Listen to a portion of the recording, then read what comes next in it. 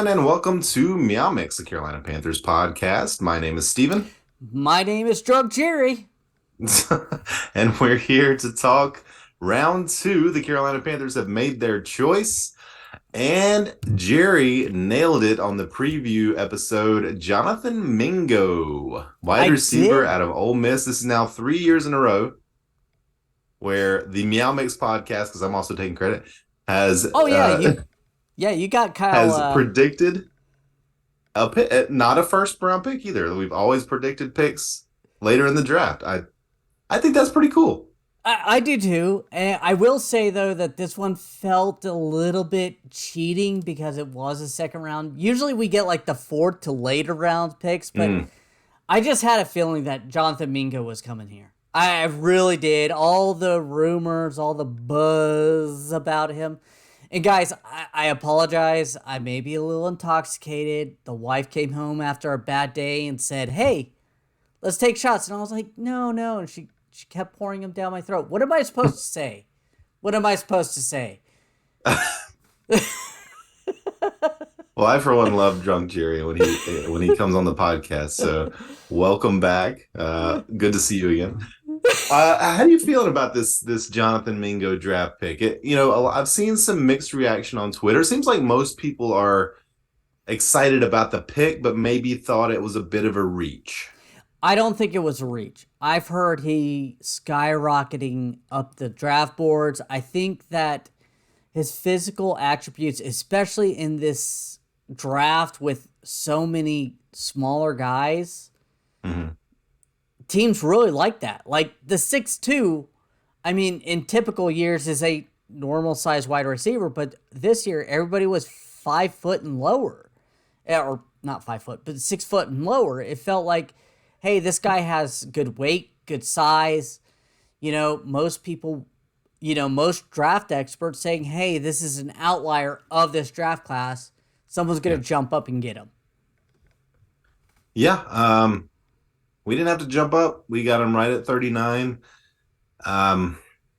There were some interesting guys still on the board. BJ Ojolari, who went a couple of picks later. Darnell Washington, who I believe is still available. We're at pick 52 right now, so I think he's still out there. Couple of other tight ends. There were some interesting players still available, but like we talked about, wide receiver was a need, defensive end a need, tight end a need, corner a need. Like there's a lot of needs on this team, and they got one. They addressed it with this pick. From what I've been reading about him, it seems like he is a guy on the rise. So we have not seen the best of Jonathan Mingo, what he will be able to offer in the NFL. So I'm excited about it. And not only that, a lot of people have said that the wide receiver coach that we brought in is a coach to look forward to, a coach that can be a top tier coach. And mold Jonathan Mingo can raise his stock. Let's be honest. Molding Terrace Marshall can raise his stock. And that's going to reach out to the NFL. So I think that motivates him because he wants to be an offensive coordinator. He wants to be a head coach. I can't think of his name. I'm sorry. But, I mean, that's just the way it is. That guy really does. I mean, Mingo, he ran a 4.46 40. Good speed. Fast, yeah. Broad jump was 10 foot 9 inches, vertical 39.5. Like he's very athletic. I know you had seen a pro comp for him of Anquan Bolden, right? Yeah, absolutely. I saw one today for. Damn it! I just forgot. My God, are you serious? Have you been drinking too, or is it just me? Deebo Samuel, which is interesting, right? I mean, they're saying big body guy. He when he catches the ball, he sort of turns into a running back. We heard that a lot with DJ Moore, right? But this guy's bigger than DJ Moore. Way bigger. I guess the another comparison I've seen is Laviska Shenault. So I'm wondering if guys, where's he going to land? Is he going to land on the Visca Chenault, or is he going to go Debo Samuel and Quan Bolden? here's my thing: is I think people are writing Chenault off. He came in here at the last second of last year. Mm-hmm. I want to give him a chance with a better coaching staff besides Matt Rule. Almost cussed, trying to keep us off the naughty list of YouTube because, Don't restrict our videos, Jerry. they already do, even though we don't curse. So I've been in a YouTube war with them for that for a while. But yeah, I mean, overall, like, we have a very high potential wide receiving core now. I mean, if this coach and offensive coordinator Thomas Brown can pull them out and Bryce Young could get them open, there's so much potential, man. Yeah, I mean, I think Bryce Young, that's one of his gifts is he's able to throw guys open. I mean, he's very good at that skill type or that skill. And yeah, Jonathan Mingo, where does he fit on the depth chart right now? You figure he's behind Thielen. He's Mm-hmm. probably behind Chark for as long as he's healthy.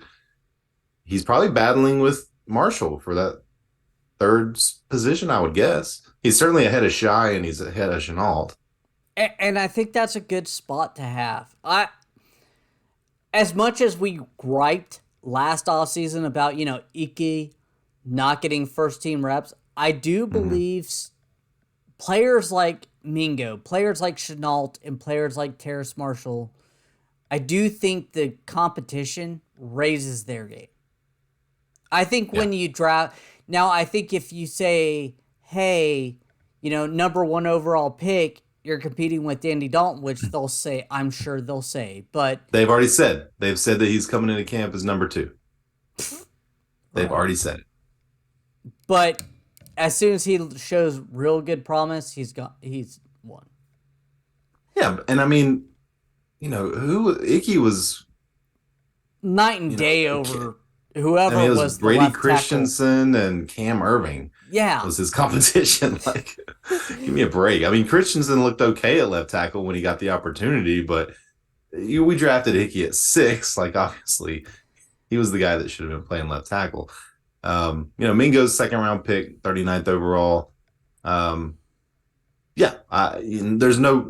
He should not be coming in expecting a starting role. He should be coming in expecting to have to fight for his job or fight for his role at least. And I'm, perfectly happy with that. So, yeah, I like the pick. There were some guys on the board I think I would have rather had at that spot. We talked about Ojulari a bit, right? In our personal text messages, yes, Yeah. I would have preferred Ojulari because I think he's going to be really good, but I'm happy with Mingo, especially because I think it puts me over the hump of our draft day bets. But yeah, you're doing well. You're doing well. I would have rather had Darnell Washington at that pick. Again, I'm happy with Jonathan Mingo. I'm glad we have him. Certainly not poo-pooing the pick. No. But Darnell Washington, I have a massive crush on him in terms of a football player, and I would love to see him somehow make it on this roster. I don't know if that's possible at this point, but yeah, it's Mingo. So Bryce Young, Jonathan Mingo, so far all offensive in this draft. You would expect that third round pick probably to be on the defensive side of the ball. I don't know, man. Maybe you're trying to surround Bryce Young with the best possibility to win. I mean, if Darnell Washington, which I don't think he'll fall to the third round, but yeah, maybe. Yeah, maybe. So before we move on, we're 9 minutes in, and Drunk Jerry is trying to keep the show on schedule. Let's look at his strengths real quick. He's not a huge guy. He's an imposing size, like 6'2", 220. Easy to recognize. He spends on time on his craft. He's very good. Good footwork. Yeah, I'm reading off things, okay? Quit laughing at me, okay? Quit laughing. Keep going. instant acceleration. He's fast off the break. He has the twitch that every wide receiver wants. Elite catcher of the football. Quit laughing, man. Leak. Oh. And Yeah, good run I've heard blocking. he's quick, but maybe doesn't have like the elite downfield speed. No, he doesn't. Yeah, I mean, big slot receiver, big powerful slot receiver is what I've heard him described as. I think he's maybe a little more than that, but in this offense, I don't know where he goes. I think he's competing for that third spot. I think DJ Shark is probably has got that starting spot unless he gets Yeah, hurt in training camp. I think him and Terrace Marshall, like you said, is really competing. yeah, And it'll be interesting. If Adam Thielen struggles, I would not be surprised if he drops that depth chart because of his age. And I also think that worst case scenario, you can put, Shark on the outside and Marshall slash Mingo on the outside, and you push Thielen in as that great, route runner, maybe not the top end speed guy, but can catch the stuff over the middle. And then you have your tight end that can also work yeah, the middle for you. yeah. I I'm pretty high on Thielen. I think Thielen's gonna have a really good year for us. I don't see him being the problem. If anything, I think Shark, his health history is just poor, right? So, And that's I think that's the what's the good about drafting Mingo yeah, at this point. right, the opportunity is going to be there at some point. So I'm hoping that he's able to capitalize. But yeah, I mean, just looking at his stats real quick, uh, he's 4-year guy at Ole Miss. Rookie or freshman year didn't really do anything. 2020, his sophomore year, 27 receptions, 379 yards, 3 touchdowns. 2021, 22 catches, 346 yards, 3 touchdowns. Only played 6 games, got hurt, broke his foot, was out for the rest of that season. And then 2022, 51 catches, 861 yards, 5 touchdowns, went to the Senior Bowl. Apparently impressed there. Fitterer talked about a mystery wide receiver that they just kind of fell in love with. Obviously, this was the guy. Yeah, and that's why I picked him as my pick Yeah. of down low, not first round pick. But We didn't have a obviously, lot of guys come in. We didn't have a lot of receivers come visit. no, it was JSN JSN. and Mingo. I don't know if they brought anybody I else think there in. was another one. I don't remember who it was, but there weren't a lot. Mm. So either way, I'm really happy with this pick. I do worry about the edge rusher, but again, I'm excited to see Luvu as that edge rusher. I Yeah. hope they put him at that outside linebacker, edge rusher with Brian Burns. You put Jeremy Chin down low as the inside linebacker. You have, I think this defense can work as long as the guys pull it together and understand the new defense. It feels like the starters are solid, but behind that, it's Woo! real Yeah. scary. So, yeah, I mean, I like what you're saying, but and by the way, there's still some edges out there in free agency. And after the draft, those guys are going to get snapped up. So I I would not be surprised to see the Panthers make a move there. I meant to mention that earlier because I thought of that like at 2 o'clock this afternoon, but I 100% agree with that. I was like, depending which way to go, I looked at the free agency. I think Leonard Floyd is somebody that Uh they've huh. talked about. And I think that's the way to go. Yeah, I Yeah, agree. you're so. Mock me as you will. I am tipsy. I will probably not make the third round pick. I will probably watch it and be like, yay! Pass out. Nah, you're going to be passed out way before that. You could I thank like that. Sylvia, my wife, because I was trying to come on this podcast. She's like, let's take 2 more shots. I was like, no, I need to Oh, you record. should have. Should She have. she she Tell Sylvia thank you for this. she forced me. She was like, "Hey, we're off tomorrow. All we have to do is your lovely son's birthday party. Hmm. I'll Looking forward to drive." seeing you. Yep. So yeah, that was over. I was like, "All right, yeah, let's do this." I'm a weak This is great. man. Yeah. Well, do you have any other final thoughts here on not only Jonathan Mingo, but what the Panthers should do in the third round moving forward? Do you want to see us trade back up into the late second? I don't know who's available right now. Let me check best available at this current moment. But we do need Darnell Washington's available. Edge rusher. I'm looking for the next edge rusher. No one's really piquing my interest. I say Byron Young, maybe, if he slips all the way to the third round. Again, I don't Possible? know.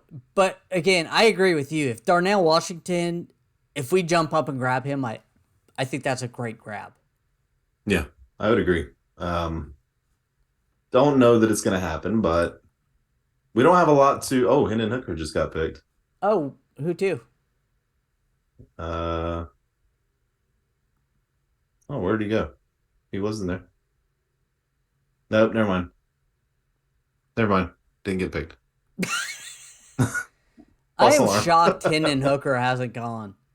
If he I stayed don't know, man. healthy, Like, if he stayed healthy this offseason, I personally feel like he would have gone first round, maybe early second round, but I think first round. I remember watching that guy, and that dude looked impressive. yeah. So the thing with him is 1 year starter, basically, Mm-hmm. kind of a made up offense there, very gimmicky. And he's 25 years old. So there are some question marks with him. But by the way, I just got a message here from Jordan Schultz, NFL reporter, who says that he believes Jonathan Mingo's comp is AJ Brown. Oh my god, I would love that. That would be great. That would be Yeah. great. Good. I don't know if that's real, like if that would really be his comp, but I absolutely would I love it. don't. Yeah, I mean it. I mean AJ Brown, another Ole Miss wide receiver. Maybe that's a bit of a reach, but I've seen other people mention that as well. So that would be pretty awesome. I would be if we have our own little AJ Brown, then sign me up. That'd be great. I think AJ Brown took a couple of seasons to sort of get rolling, AJ from what I Brown, remember. I don't know, but I would love that comp. I would love for not only that, he has some familiarity with Matt Corral, and hopefully he doesn't get traded. But if Matt Corral's here, maybe that helps out. Even though Matt Corral has sent out a sad Instagram post yesterday, which I get. I mean, Yeah, Matt Corral wants to be where he's wanted. yeah, I mean, So, and by the way, AJ Brown was amazing his rookie year. So, okay. completely forget what I just said. AJ Yes. Brown was I has been still good do his not basically understand every year. Tennessee not paying him. That's when you get frustrated with a franchise. Yeah, for sure. I But mean, they what Tennessee's got they got Will Levis, so all is forgiven.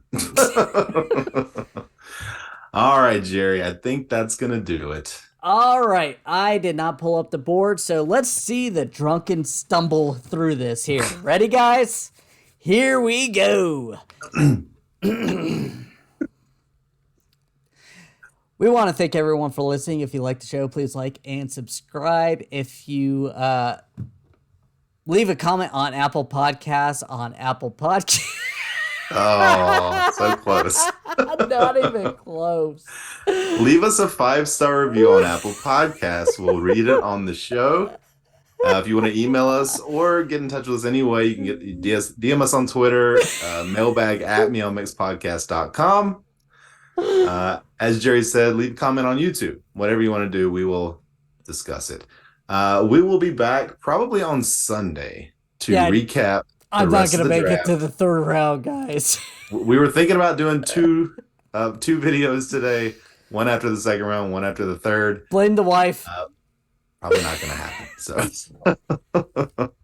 we'll see you on Sunday. Everybody take it easy and keep pounding. Keep pounding.